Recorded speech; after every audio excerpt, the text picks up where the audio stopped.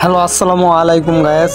তো আজকে আপনাদেরকে যেই সাগর, যেই নদী, যেই রিভার দেখাই যাচ্ছে, তো এইটি হলো আমাদের নিজ এলাকার, নিজ জেলার, নিজ থানার আশেপাশে যত এলাকা আছে সব।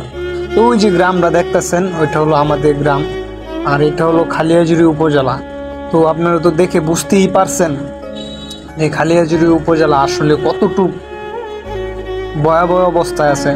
মানে বর্ষাকাল হলে মানুষ কতটা বিপদের মধ্যে থাকে। মানে এক কথায় তারা পানির উপরে বসবাস করতেছে, যেমন মনে করেন চারিদিকে শুধু পানি আর পানি। আসলে এই কথাটা মুখে আপনাদেরকে বলে বোঝানো যাবে না। যদি আপনারা আসেন আমাদের নেত্রকোনা জেলায় খালিয়াজুড়ি উপজেলায় যদি আসেন আপনারা, তাহলে আসলে নিজের চোখে দেখতে পারবেন যে আসলে আমরা কিসের উপরে বসবাস করতেছি। তো এইটা হলো আমাদের গ্রাম, আর আমাদের গ্রামটা গোলাকৃতির, এক কথায় ফুটবলের মতো।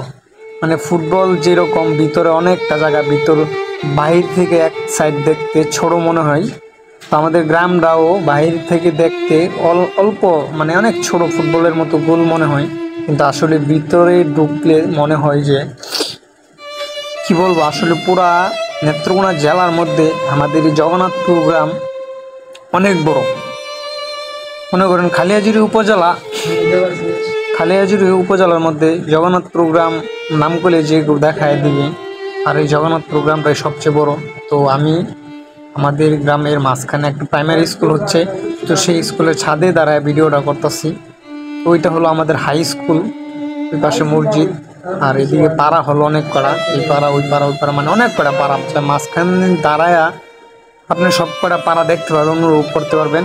চারিদিকে পানি আর পানি, মনে হয় যে একটা দ্বীপের উপরে আমরা বসবাস করতেছি। তো আপনারা তো আসলে দেখছেনই। তো এইভাবেই চলছে আমাদের এই জগন্নাথপুর খালিয়াজুড়ি উপজেলাবাসীর জীবনযাপন। তারা বর্ষাকাল হলে মাছ ধরে সুদিন, মানে যখন পানি শুকিয়ে যায় তখন ধরে, তখন তারা ধান কৃষি চাষ করে আর কি। তো মাছ ধরার মধ্যে যে একটা তৃপ্তি, এটা আসলে বাংলাদেশে কোন কোন জায়গায় আছে আমি জানি না, কিন্তু আমাদের খালিয়াজুড়ি উপজেলায় মাছ অনেক। মানে আমরা কথায় মাছ ছাড়া আমরা ভাত খাই না।